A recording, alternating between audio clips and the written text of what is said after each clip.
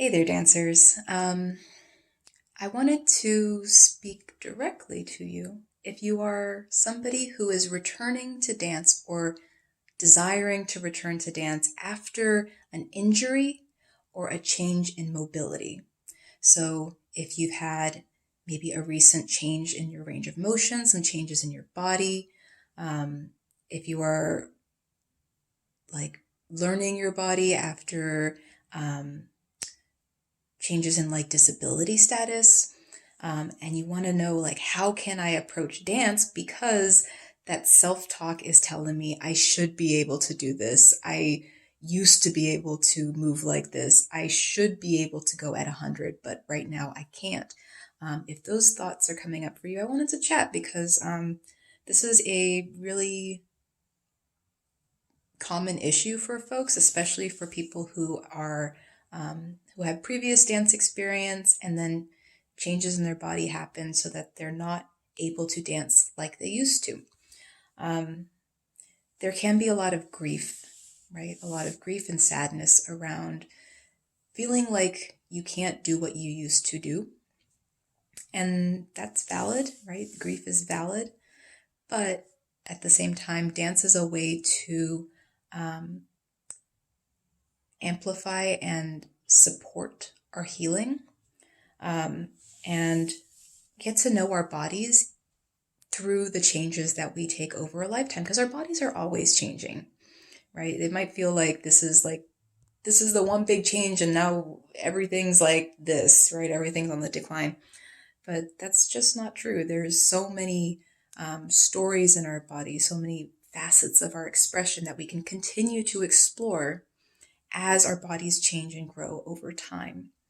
So if this is feeling like you, yeah, I wanted to give a little bit of advice for how to manage these thoughts that are coming up that might be keeping you from dancing the way that you want.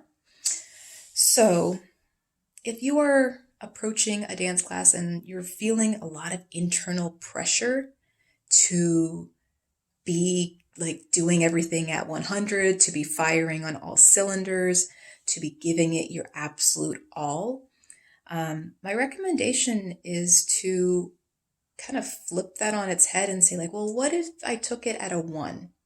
Like, what if I found the least possible effort that it would take me to engage meaningfully and start there and work our way up, as opposed to starting really hard and then kind of feeling injured or burned out or even discouraged because we weren't able to meet that like standard or level of like high performance. You don't have to be a high performer in order to be a dancer, in order to be enjoying dance. Dance can also be relaxing. Dance can also be supportive of your healing. Dance can be supportive of your rest. So, especially when you're taking my classes, I encourage folks to kind of remove the effort and remove some of that expectation of performance and just focus on how you're feeling. How do you feel when you're in motion? How do you feel when you're connected to the music? And that's far more important in my book than focusing on what you may or may not look like and how these comparisons of like, oh, what, but in the past I used to do this. Well, in the present, what can it feel like for you? And as you're going through either these, a in-person class or a virtual class, and you hear that little voice inside of you that's going like, but you should be able to X, Y, and Z. I'm going to invite you to kind of like use that should as a little flag, to say like, there's something here, there's a narrative here.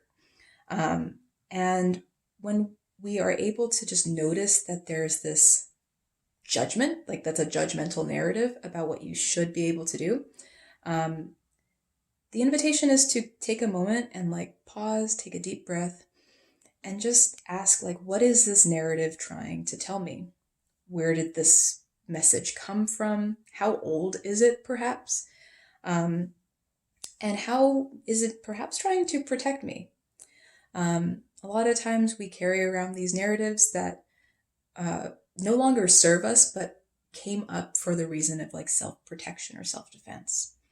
And if you feel like, all right, I know why this narrative is in place, maybe those feelings of pushing myself really hard were like instilled in me as a child, but as an adult, I can choose whether or not I want to follow this anymore. I can choose whether or not I want to believe this story. I can choose my beliefs and put energy towards the ones that actually do serve me. So when you do hear that should, that's saying you should do X, Y, and Z, pause, breathe, and see if we can like maybe give some space, give a little bit of choice around that should, um, so we can open up what you would like to feel or believe. What would feel better for you? What would bring you more peace? And that's the narratives, those are the beliefs, that's the self-talk that we're trying to cultivate, rather than coming up against this like internalized ableism, internalized, you know, body beliefs, internalized maybe self-oppression that maybe we just don't need. So how can we unlearn that actively as we're dancing and repattern with something new and more supportive and more self-compassionate?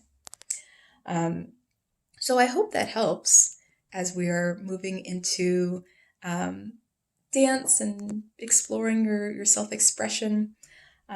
If you'd like to try out a little bit more of like what a dance class with me would feel like, I do have an introduction to trauma-informed burlesque class. I'll drop a little link in the comments, and it's a free 30-minute class to explore your sensual movement after trauma. So feel free to check that out if that feels good. And I hope that this helps you return to dance in a way that feels aligned and supportive and compassionate to you. All right, take care. I'll see you on the dance floor.